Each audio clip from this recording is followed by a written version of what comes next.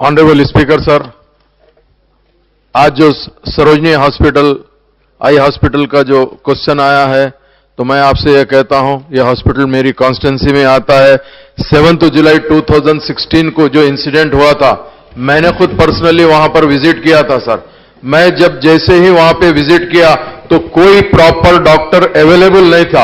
अगर फर्ज करिए कोई इंसिडेंट डॉक्टर की तरफ से अगर नहीं हुआ है, अगर कोई दूसरी तरफ से हुआ है, तो डॉक्टर्स की टीम का काम यह रहता कि वहां पर मौजूद रहना। मैंने डीएमई को फोन किया, उसके बाद में एक डॉक्टर मेरे साथ में आया, आके जब इंस्पेक्शन करने लगा तो मेन चीज क्या है सर, तकरीबन गरीबों की आंख, यानी आप अगर पलट के आज बोलते हैं कि 8 पर्सन्स की आइस लास्ट हो गई, एक आंख गई है जो ऑपरेट करे थे। वो किसके लिए गई, तो निकाल के एक हसीब फार्मास्यूटिकल पे डाल दिया। बेशक उसकी दवाई में कुछ भी इन्फेक्शन था होगा। मैं ये पूछना चाहता हूं, अगर फर्ज करिए कोई बड़े आदमी की आंख अगर चले जाती तो क्या ये एक्सक्यूज देते थे हम लोग? हम ये एक्सक्यूज हरगिज नहीं देते थे, हम उसके ऊपर प्रॉपर इंक्वायरी बिठाते थे।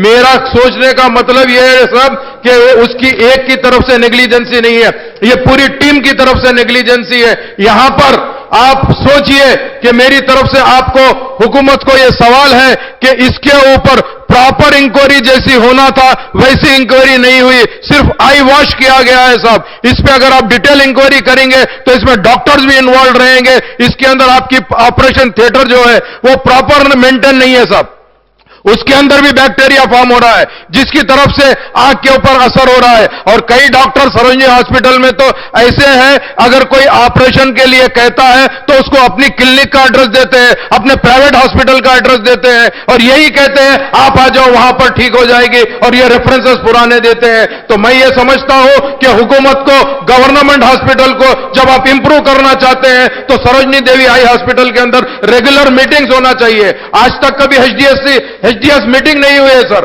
क्यों नहीं हुई है, इसके ऊपर भी मेरा सवाल है। तो इसके ऊपर मैं मिनिस्टर साहब से यह ख्वाहिश करता हूं कि आंख इंसान के लिए बहुत अहमियत की चीज है साहब। अगर उसकी आंख चले जाती है तो उसकी जिंदगी चले जाती है साहब, उसके ऊपर भी आपको गौर करना चाहिए। अगर कोई एक इंसान अंधा हो जाता है तो उसकी पूरी फैमिली अंधी हो जाती है सर, उसके ऊपर पूरे डिपेंडेंट रहते हैं। तो ऐसी हालात के ऊपर सरोजनी हॉस्पिटल की यह इंक्वायरी केस के ऊपर खत्म नहीं करना चाहिए साहब, इसको आप डिटेल इंक्वायरी करके और ये कोई ना कोई एक एक्शन लेके ये हॉस्पिटल को इंप्रूव करना चाहिए साहब। मेरे को ये मौका देने पे मैं आपका शुक्रिया अदा करता हूं।